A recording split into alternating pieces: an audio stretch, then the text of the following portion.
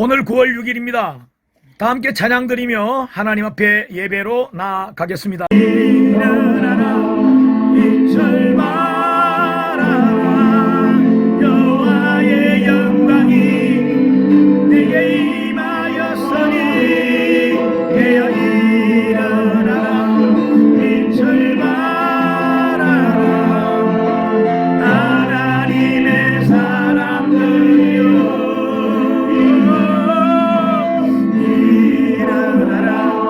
이철 말아라 여호와의 영광이 임하였으니 깨어 일어나라 이철. 오늘 창세기 40장 1절로 8절 말씀을 한 절씩 교독을 하겠습니다. 그 후에 애굽 왕의 술 맡은 자와 떡 굽는 자가 그들의 주인 애굽 왕에게 범죄한지라. 바로가 그 두 관원장 곧 술 맡은 관원장과 떡 굽는 관원장에게 놓아요. 그들을 친위 대장의 집 안에 있는 옥에 가두니 곧 요셉이 갇힌 곳이라. 친위 대장 요셉에게 그들을 수종들게 하매 요셉이 그들을 섬겼더라. 그들이 갇힌 지 여러 날이라. 옥에 갇힌 애굽 왕의 술 맡은 자와 떡 굽는 자 두 사람이 하룻밤에 꿈을 꾸니 각기 그 내용이 다르더라. 아침에 요셉이 들어가 보니 그들에게 근심의 빛이 있는지라. 요셉이 그 주인의 집에 자기와 함께 갇힌 바로의 신하들에게 묻되 어찌하여 오늘 당신들의 얼굴에 근심의 빛이 있나이까? 그들이 그에게 이르되 우리가 꿈을 꾸었으나 이를 해석할 자가 없도다. 요셉이 그들에게 이르되 해석은 하나님께 있지 아니하나이까? 청하건대 내게 이르소서. 아멘. 네. 오늘 창세기 40장 1절로 8절 말씀을 중심으로 하나님의 꿈을 가진 사람, 이런 제목으로 말씀을 나누려고 합니다. 오늘 창세기 40장의 핵심은 두 관원장의 꿈 이야기입니다. 오늘 본문에 등장하는 주요 인물들은 요셉, 그리고 술 맡은 관원장, 그리고 떡 굽는 관원장, 이 세 사람입니다. 그런데 이 세 사람에게는 공통점이 있습니다. 그것은 다름이 아니라 꿈을 꾸었다는 사실입니다. 두 관원장은 자신들의 미래가 담긴 꿈을 꾸었고, 요셉은 어린 시절부터 자신의 미래, 그리고 민족의 미래가 담긴 꿈을 꾸었습니다. 단편적으로 요셉은 형제들의 곡식단이 자신에게 절을 하는 꿈을 꾸고는 장차 형제들보다도 더 높은 자리에 있게 될 것이라고 믿었습니다. 그리고 해와 달과 11별이 자신에게 절을 하는 꿈을 꾸고는 형제들은 물론 부모님까지도 자신에게 절을 해야 할 만큼 자신의 위치가 높아질 것이라고 믿었습니다. 결국 이 꿈은 창세기 41장에 요셉이 애굽의 총리가 되면서 이루어지게 됩니다.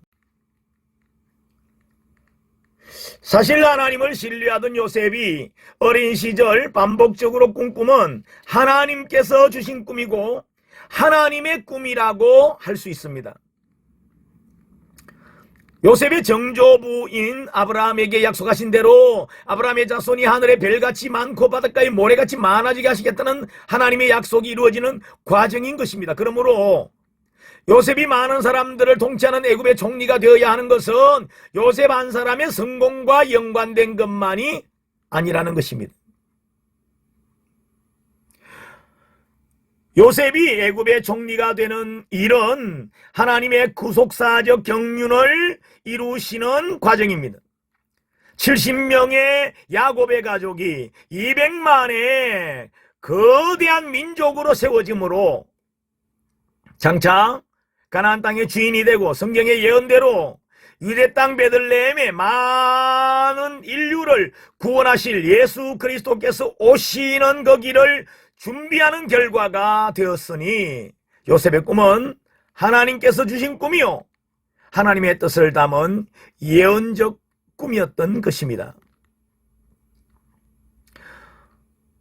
이처럼 하나님의 꿈을 가진 요셉과 함께 오늘 본문에 등장하는 주요 인물들, 그 두 사람은 술 맡은 관원장, 사르 마시케라고 합니다.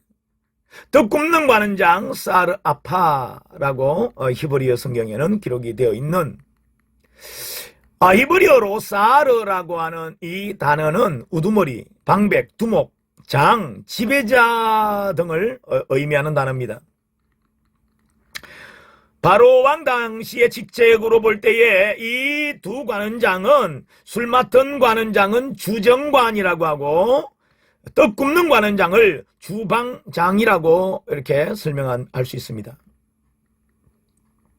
우리나라의 조선시대에 궁중에 안살림을 맡은 6가지의 어떤 부서가 있었습니다. 그 부서들을 들여다보면 침방, 수방, 세숫간, 그 다음에 생과방, 소주방, 세답방 이라고 설명할 수 있습니다.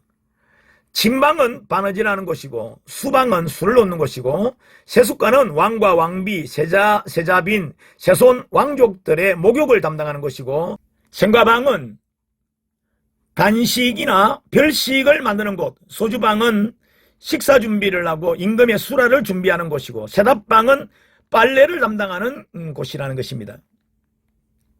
최소한 이 두 사람의 관원장은 이와 같은 조선시대의 궁중의 살림을 맡아 하는 이런 부서의 장이라고 설명하면 맞을 것 같습니다.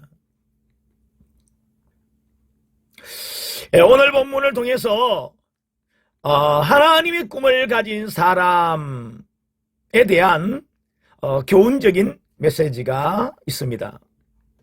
하나님의 꿈을 가진 사람에 대한 교훈적 메시지 3가지의 내용으로 말씀을 드리려고 합니다. 그 첫째는, 하나님의 꿈을 가진 사람은 시련을 통해서 세워진다는 것입니다. 요셉은 야곱에게는 11번째 아들이었지만 하나님께서 12형제 가운데 가장 크게 쓰실 제목이었습니다. 어린 시절 부모님의 사랑을 독차지했던 이 요셉은 하나님의 사랑까지도 독차지했다고 볼 수 있겠습니다.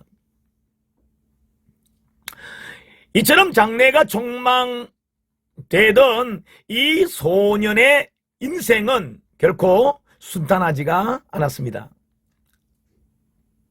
한참 부모님의 사랑을 받을 17세의 나이에 요셉은 질투심 많은 형제들에 의해서 애굽의 노예로 팔려가게 됩니다. 결국 보디발의 종이 되었습니다. 요셉은 보디발의 집안에서 노예의 신분이었지만 가정 총무의 역할을 잘 감당하려고 최선을 다했습니다. 여러분, 인정받는다고 하는 그 과정은요, 결코 쉽지 않습니다. 뿐만 아니라 보디발의 아내로부터 유혹을 받았습니다.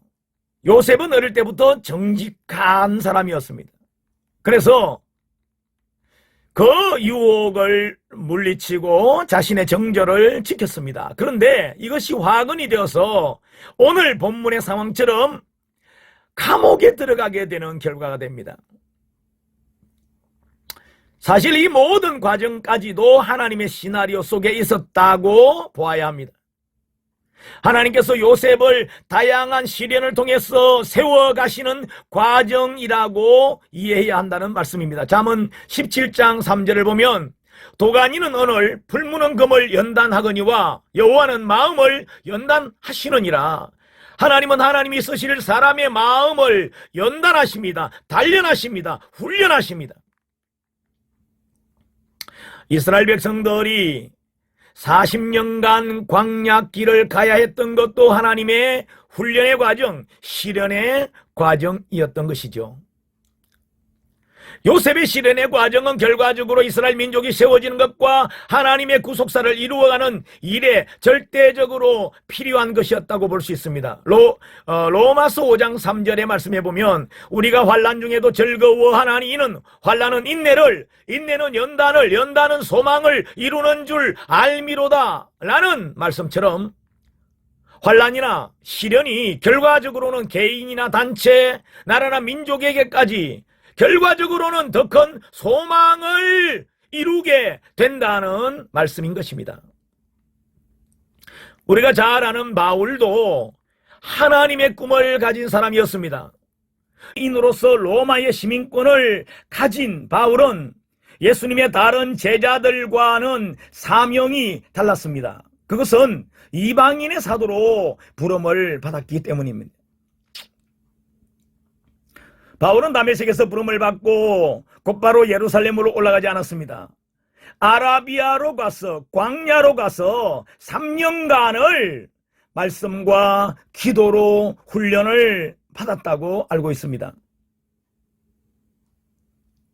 뿐만 아니라 바울의 사역의 그 과정은 고난과 시련이 계속되는 그런 과정을 그는 감당해야 했습니다. 수없이 많은 위험한 과정들, 죽음의 위기까지도 극복해야 하는 그런 사역이었습니다. 이 고난의 과정을 통해 하나님께서는 바울을 더욱더 견고하게 세워 가셨습니다. 사도 바울은 이 모든 것을 은혜로 여기고 도리어 감사하게 여겼습니다.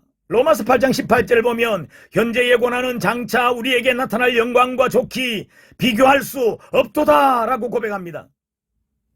결과적으로 하나님께서 그 바울을 이 땅의 영광보다도 하늘의 영광을 주시기 원하시기 때문에 바울의 인생 자체를 평탄한 유복한 부자의 아들로서 똑똑한 지식인으로서 사회의 엘리트로서 그렇게 살아갈 것이 아니라 주의 사도가 되어서 고난의 과정을, 시련의 과정을 극복하고 살아갈 것을 원하셨던 것입니다.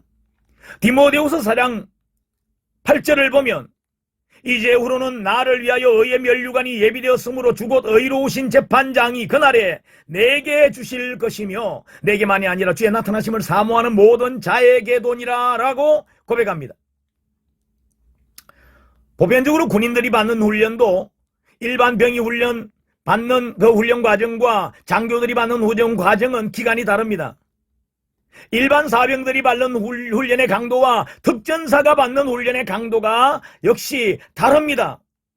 하나님께서 크게 쓰시려는 사람, 하나님의 큰 비전을 부어주신 사람, 하나님의 꿈을 가진 사람들은 요셉처럼 시련의 과정을 겪을 때에 이 모든 과정 또한 하나님께서 이끄시는 과정이라고 이해해야 한다는 말씀입니다.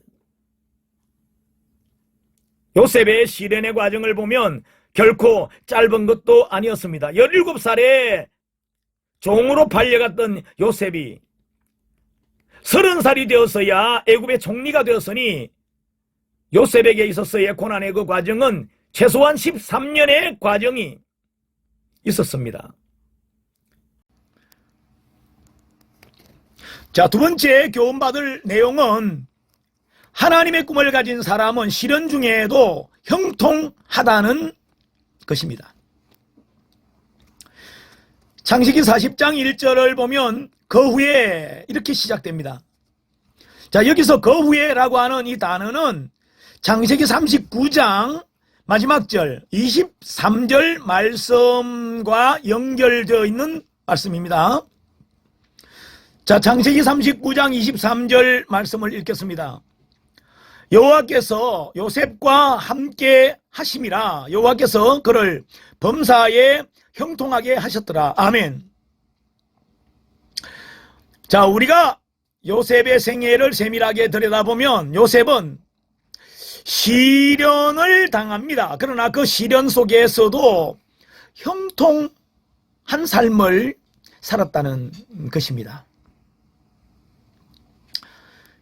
형들에 의해서 애굽으로 팔려갔지만 보디발의 집에 종으로 들어간 요셉이 그 보디발에게 신임을 얻어서 가정 총무가 되는 형통을 누립니다.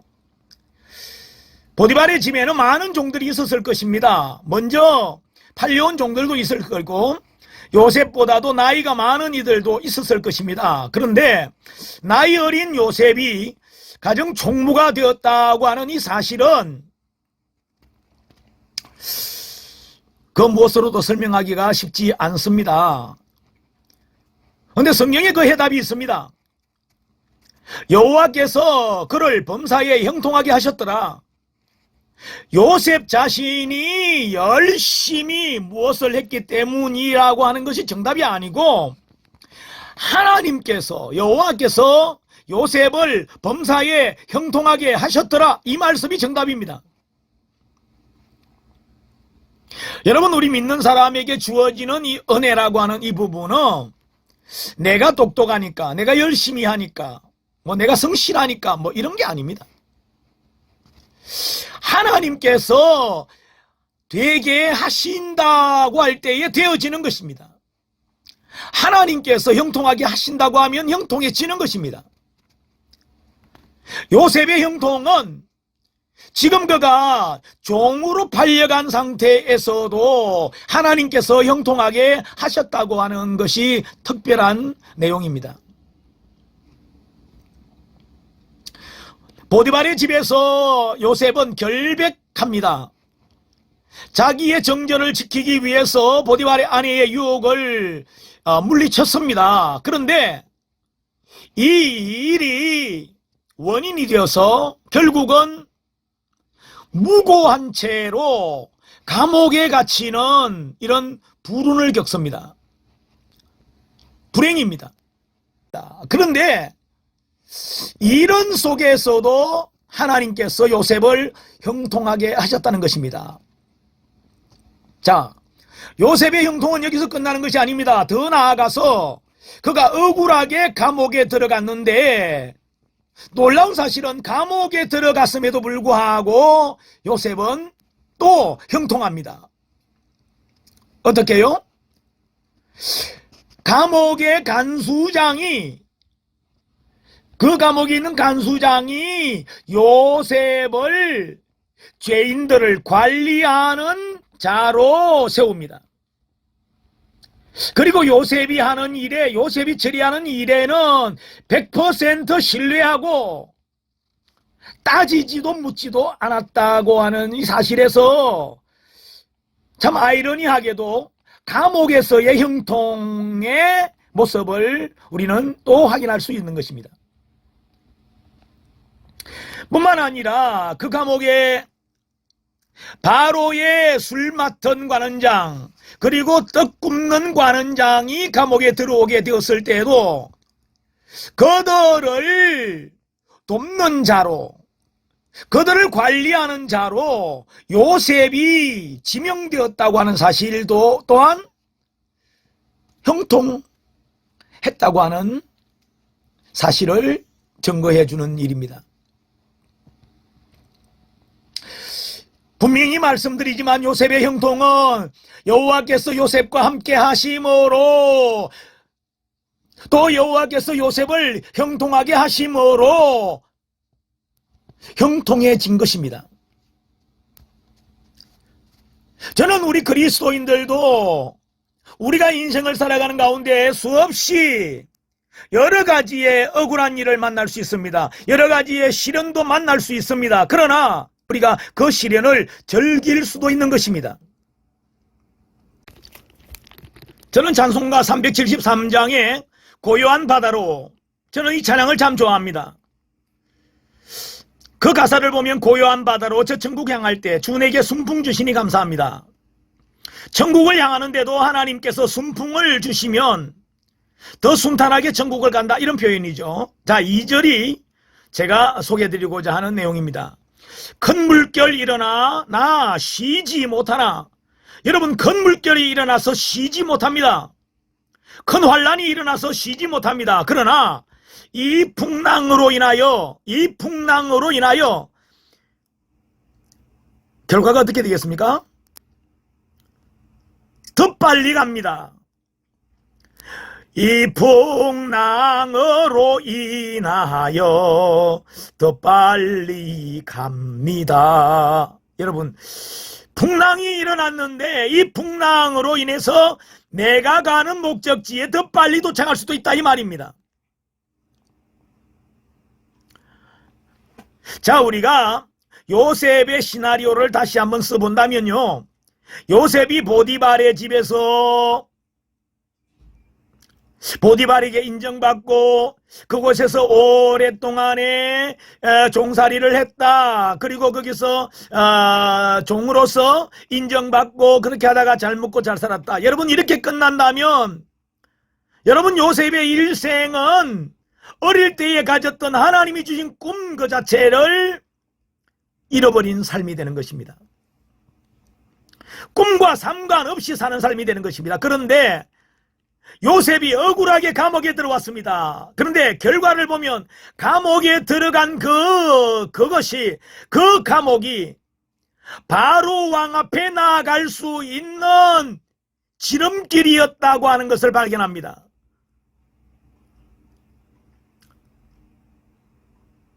(373장의) 가사의 이 풍랑으로 인하여 더 빨리 갑니다. 요셉에게 주어진 감옥에 들어가는 시련으로 인하여 바로왕 앞에 더 빨리 갑니다. 요셉의 꿈이 더 빨리 이루어집니다. 하나님의 꿈이 더 빨리 이루어집니다. 이 말입니다. 저는 우리가 어떠한 시련을 당하더라도 우리 믿는 사람들은 결코 막연하게 여길 것 아닙니다. 그 상황에 너무 끌려갈 것도 역시 없습니다. 저는 어릴 때부터 정말 고린도전서 10장 13절 말씀을 참 좋아했습니다. 그 말씀은 사람이 감당할 시험 밖에는 너희에게 당한 것이 없나니 하나님은 미쁘사 하나님은 믿음직하사 너희가 감당하지 못할 시험 당함을 허락하지 아니하시고 또한 피할 길을 내사 너희로 능히 감당하게 하시느니라. 저는 이 말씀을 제가 믿음으로 받고 난 뒤에 제게 두려움이 사라졌습니다. 왜냐? 하나님이 사랑하는 사람, 하나님이 쓰실 사람, 하나님의 꿈을 가진 사람은 반드시 하나님께서 관리해 주시기 때문이라고 하는 사실을 믿기 때문입니다. 그리고 하나님의 사람에게는 감당하지 못하는 시험을 아예 허락하지 않으신다는 것입니다. 만약에 내 힘으로 감당할 수 없는 일을 만나면 하나님이 피할 길도 역시 주신다는 것입니다. 저는 이 말씀을 믿기 때문에 환난이 와도 핍박이 와도 그 다음 가사가 뭘까요? 주님만을 생각하고 주님만을 의지하고 여러분 어떤 시련이 오고 환난이 와도 우리는 주님을 위해서 그래서 살아야 하는 것입니다. 살 이유가 있는 것입니다. 마지막 세 번째로 하나님의 꿈을 가진 사람을 통해서 주시는 교훈은 하나님의 꿈을 가진 사람은 시련 중에도 담대해야 한다는 것입니다. 오늘 본문 5절로 7절을 보면 술 맡은 관원장과 떡 굽는 관원장이 같은 날 아주 비슷한 내용의 꿈을 꾸게 됩니다. 근데 그 두 사람 다 자기가 꾼 꿈에 대해서 이해하지 못합니다. 도대체 이 꿈이 무엇을 말하는 것일까? 그런데 이처럼 곤란해하고 있는 이 두 사람 앞에 요셉이 해석자로 자처하고 났습니다. 8절 내용에 보면 요셉이 그들에게 이르되 해석은 하나님께 있지 아니하니까 청하건대 내게 이르소서. 당신들의 그 꿈에 대한 해석 하나님이 갖고 계십니다. 그리고 그 하나님은 지금 나와 함께 하십니다. 그러니까 그 꿈을 내게 말해주세요. 나와 함께 하시는 하나님이 나를 통하여 당신들에게 그 꿈의 내용을 알게 하실 것입니다. 뭐 이런 내용입니다.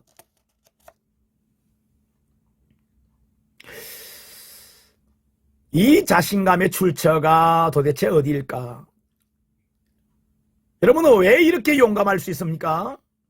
왜 이렇게 담대할 수 있습니까? 이것은요, 하나님께서 함께 하시는 것을 알기 때문이고 믿기 때문입니다. 그리고 하나님께서 나를 도와주실 것을 또한 알기 때문입니다. 구약성경 열왕기상 18장에는 엘리야 선지자가 소개됩니다. 엘리야 선지자는 온 이스라엘에 여호와의 신앙을 전하는 것을 사명으로 생각한 사람이고, 온 이스라엘이 여호와의 신앙으로 회복시키는 것을 그런 때를 꿈꾸는 사람입니다. 엘리야는 아방 앞에 나아가서 여호와가 진짜 하나님이신 것을 보여주겠다고 선언합니다. 자신의 목숨을 걸어야 하는 일을 주저함이 없이 행하는 이 담대함은 온 이스라엘이 여호와의 신앙을 회복할 날을 꿈꾸며 바라보는 엘리야에게는 너무나도 당연한 일이고 또 그렇게 해야 하는 일이었습니다. 갈멜산 꼭대기에 쌓은 돌제단에 불을 내려달라고 외쳐서 기도한 결과 엘리야의 기도대로 하늘로부터 불이 내려서 제단을 태워버렸습니다. 또다시 하늘을 향하여 비를 내려달라고 외쳐서 기도하는 엘리야의 기도대로 3년 6개월 동안이나 닫혔던 하늘문이 열리고 비가 쏟아졌습니다.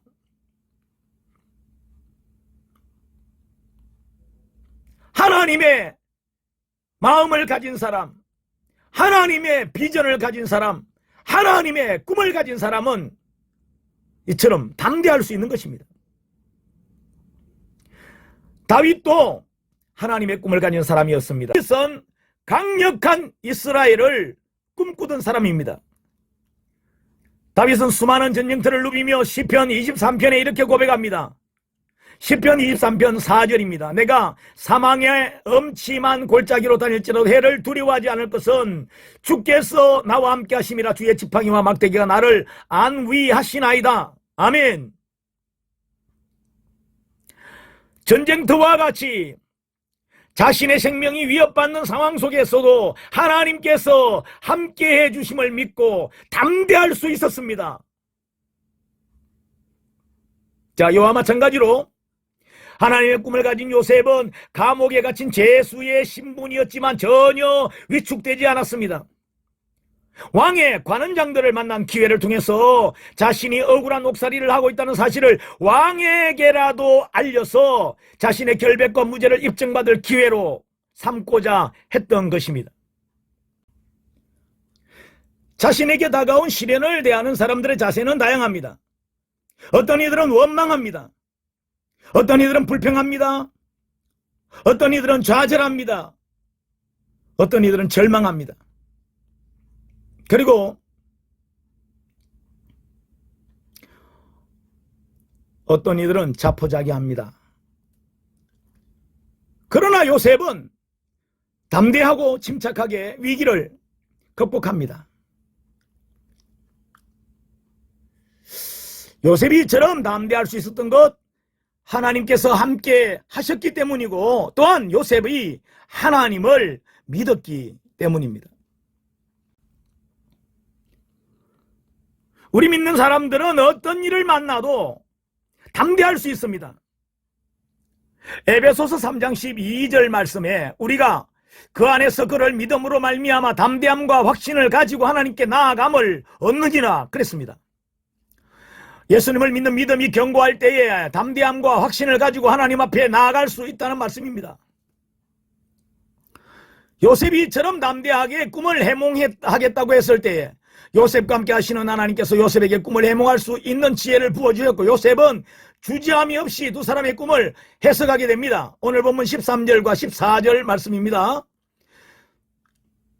지금부터 사흘 안에 바로가 당신의 머리를 들고 당신의 전직을 회복시키리니 당신이 그 전에 술 맡은 자가 되었을 때 하던 것 같이 바로의 잔을 그의 손에 드리게 되리이다. 당신이 잘 되시거든 나를 생각하고 내게 은혜를 베풀어서 내 사정을 바로에게 아뢰어 이 집에서 나를 건져 주소서.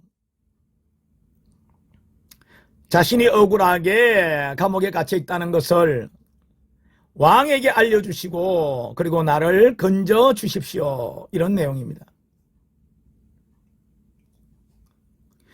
어린 시절 자신이 장차 큰 인물이 될 것을 꿈을 통해서 알게 된 요셉은 세월이 흘러도 그 꿈을 잊어버리지 않았고 극한 시련의 때에도 역시 그 꿈을 잊어버리지 않았습니다.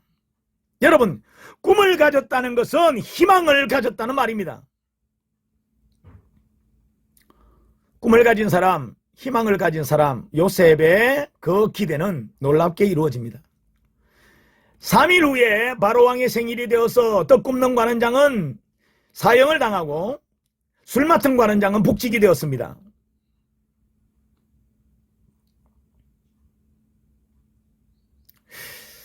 저는 갈라디아 6장 9절 말씀을 좋아합니다. 우리가 선을 행하되 낙심하지 말지니 포기하지 아니하면 때가 이름에 거두리라. 여러분, 요셉이 감옥에 들어갔지만 요셉은 악한 죄로 인하여 감옥에 들어간 것 아닙니다. 억울하게 감옥에 들어간 것입니다. 그러나 요셉이 감옥에서 결과적으로 승리자가 되는 것은 그는 낙심하지 않았습니다. 좌절하지 않았습니다. 그리고 포기하지 않았습니다. 끝까지 당당했고 담대했습니다. 나의 이 사정을, 나의 이 위치를, 나의 이 형편을 반드시 하나님께서 회복해 주실 것이다 하고 믿었습니다.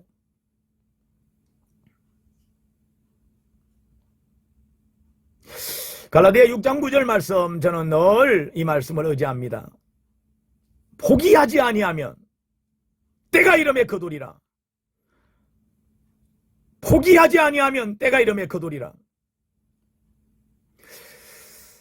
여러분, 대학 시험을 앞둔 자녀들이 실력이 없어서 대학을 가지 못한다는 경우라고 다들 이해하고 있지만 포기하니까 대학을 가지 못하는 겁니다. 요셉은 자신이 어릴 때 하나님께로부터 받은 꿈을 어떤 순간에도 잊어버리지 않았습니다. 그리고 그 꿈이 이루어질 것을 믿었습니다. 자신의 처지가 어려운 형편에 있으면 있을 만큼 더욱더 강하게 하나님을 의지하고 그 꿈이 이루어지기를 소망했습니다. 요셉이 술 맡은 관원장에게 부탁한 대로 드디어 기회가 왔습니다. 술 맡은 관원장이 감옥을 나가고 그 후에 2년이 흘릅니다. 2년의 세월이 흐르고 난 뒤에 바로 왕이 꿈을 꾸게 됩니다. 그런데 이 꿈을 해석할 만한 사람이 없습니다. 결국은 바로 왕이 명령을 내려서 꿈을 해석할 사람을 찾습니다. 이때 술 맡은 관원장이 아하 하고 생각합니다. 자신이 2년 전에 감옥에 갇혔을 때에 자신의 꿈을 해몽해 주었던 요셉이 기억난 것입니다. 그리고 감옥에 갇힌 요셉을 불러오게 되고 요셉은 바로의 꿈을 듣고 그 꿈을 바로 해석합니다. 정확하게 해석합니다. 그리고 바로 왕의 눈에 들어서 그는 거대한 대제국 애굽의 국무총리가 됩니다. 저는 오늘 감옥에 갇힌 요셉, 고난 중에 있는 요셉, 큰 시련을 당하고 있는 요셉을 보면서 우리 한국교회, 우리 교회와 우리 성도님들과 한국교회를 생각하게 됩니다. 지금 우리나라의 기독교인들은 감옥에 갇힌 요셉처럼 자유를 억압받고 있습니다. 요셉처럼 억울하게 누명을 쓰고 억울하게 미움을 받고 욕을 먹고 있습니다. 요셉처럼 애매하게 고난을 받고 있습니다. 이러한 때에 우리는 하나님의 꿈을 가진 요셉을 기억할 것입니다. 그리고 요셉처럼 시련의 때를 지혜롭게 담대하게 극복해 나아가야 합니다. 오늘 이 말씀을 통해 발견하는 것처럼 하나님을 사랑하고 교회를 사랑하며 하나님의 뜻을 이루어드리기를 원하는 우리 모든 그리스도인들은 하나님의 꿈을 가진 사람들입니다. 우리 한국교회는 짧은 선교 역사 속에서 전 세계에서 유례를 찾아볼 수 없을 만큼 빠르게 성장했습니다. 전 인구의 5분의 1이 기독교인이 되었습니다. 전 세계에서 두 번째로 많은 선교사들을 파송한 나라가 되었습니다. 이 말씀을 듣는 우리 성도님들에게도 하나님의 꿈이 있습니다. 우리 한국교회에 속한 모든 우리 그리스도인들에게 공통의 꿈이 있습니다.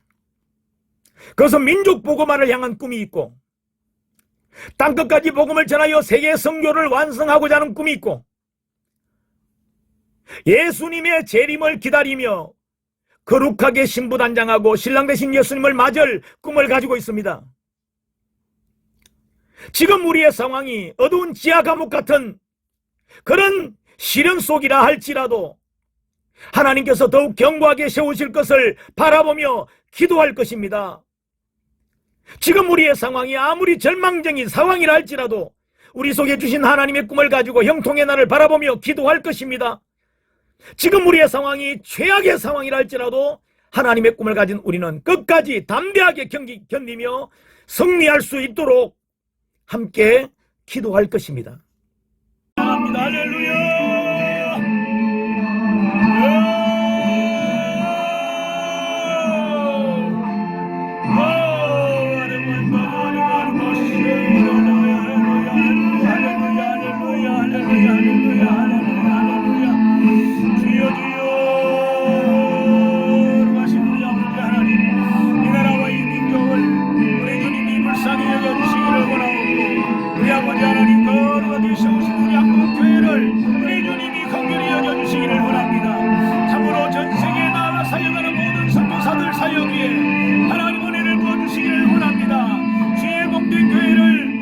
감당하는 종들에게 하나님께서 힘을 주시고, 하나님 우리 아버지요, 우리 속에 진 거룩한 주님의 꿈, 하나님의 꿈을 생각하고 하나님의 나라를 생각하고 영원한 영광을 바라보면서 지금의 시련의 과정을 우리가 지혜롭게 주여 믿음으로 담대하게 극복하기를 원합니다. 할렐루야, 할렐루야, 할렐루야. 찬양합니다. 거룩하신 우리 아버지 하나님, 우리 아버지 하나님이여, 참으로 코로나19로 인하여서 고통받는 많은 이들, 우리 아버지 하나님이 어려움을 겪고 있는 많은 이들, 우리 주님이 여자들에게도 긍휼을 베푸시기를 원합니다.